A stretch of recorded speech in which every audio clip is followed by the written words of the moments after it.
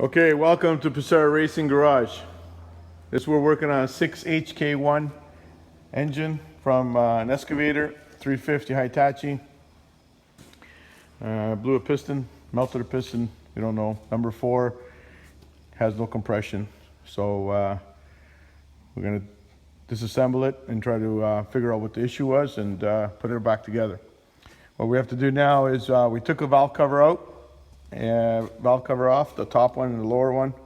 And what we're going to show you here is how to remove the injectors out of the head. So what we did is, if you look carefully here, we disconnected the hose. This is the injector line. And then we disconnected it to the actual injector.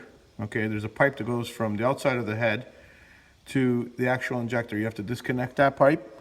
Okay, and you'll see the threads there, it's disconnected. And once that's disconnected, the injector has another hold down plate on the back of it. And there's a hold down plate right there. You take the bolt out of that hold down plate in the back there. And then after that, the injector, how we're gonna pull the injector out is by using a slide hammer.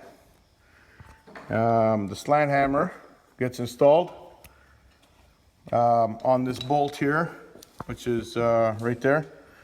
In the bottom of the slide hammer, you got to fit a thread that will fit through on that, and you screw in the slide hammer, and then try to get as much threads as you can possibly there without stripping, like, or else it'll strip when you bang it out.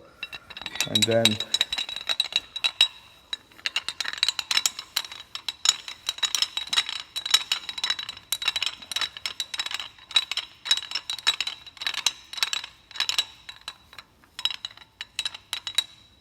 okay, and then there's that, and it frees it up, and you pull the injector out, and that's the injector from an excavator, 6HK1 motor. And what we need to do is determine that what's the problem, why did it melt the piston. So we're going to get all the injectors out, send them out to get tested, and to see if there was one that was leaking that would cause a meltdown, too much fuel on the wrong timing, on the wrong stroke, and it would cause a melt of the piston. So we're going to determine why this happened. The machine only had 8,000 hours on it, so we're going to look into that, and then after that we're going to do other videos when we disassemble it more.